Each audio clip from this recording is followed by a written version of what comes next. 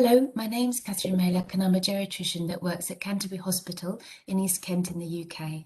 Thank you for allowing me the opportunity to present our experience of using the comprehensive geriatric assessment as a tool to aid shared decision making in those with abdominal aortic aneurysms. Our service started back in October 2019. Of note, of course, the pandemic started a few months into this, which will have affected those coming through clinic. Our referral criteria is relatively loose. We see people of an older age living with multimorbidity, living with frailty, cognitive impairment, and we help with difficult decision making. Now, the controversy around whether, when, and how to repair abdominal aortic aneurysms persists as a result of limited long-term data reporting on modern-day techniques.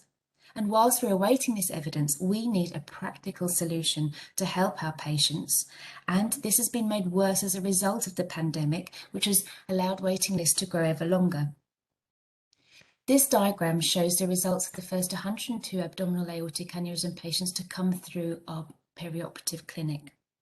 Of note, 26% of all patients who came to see us as a result of their frank shared decision-making discussions chose to not pursue the idea of surgery any further. Some were at threshold and some were subthreshold. In fact, 58% of all patients who had subthreshold aneurysms who came to see us chose not to pursue the idea of surgery and actually came off of surveillance. All these patients came from a group of patients who had their aneurysms found incidentally whilst being investigated for other things, as opposed to those coming from the National Abdominal Aortic Aneurysm Screening Programme. As a result of the fact that we have very frank discussions around life, death, quality of death, we discuss do not resuscitate decisions, and about 26% of patients left the clinic with a DNA CPR order in place. 29% of all patients had some sort of anticipatory care plan documented in their clinic letter.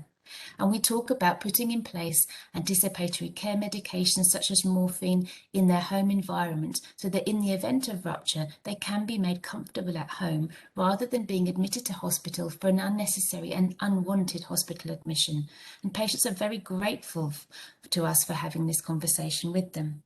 So what we hope to have shown here is the impact of that holistic assessment where we can work collaboratively with anaesthetists and surgeons to optimise shared decision-making discussions, also to facilitate general optimisation.